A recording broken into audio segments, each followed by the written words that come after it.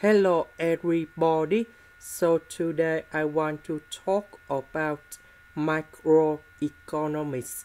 The topic today is about the cost. So now I want to show you how to answer. So if we want to find about marginal cost of labor, so we need to use about these numbers minus about this number, so we can find about marginal cost between the worker number 1 and the worker number 2. So this one we have number 10. If we want to find the total cost of labor, we use this one plus this one, because marginal cost, that means if we increase one worker in here, we need to additional about 12 US dollars.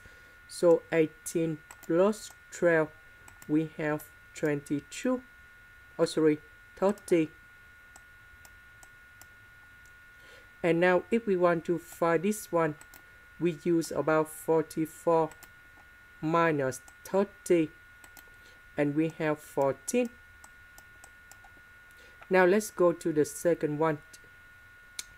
We see that the marginal revenue product of labor, that means we have total revenue in here.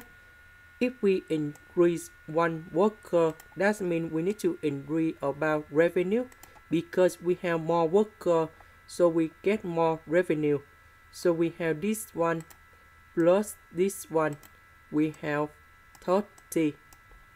If we want to find the total profit, we need to use about total revenue minus total cost. So we have 30 minus 18, we have number 12. The next one, we do the same.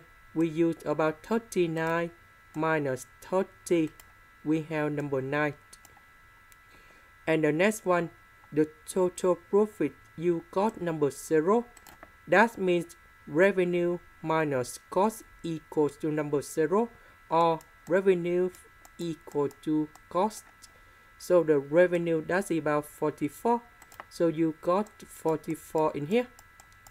Or maybe you use about 39 plus 5, you still got about 44.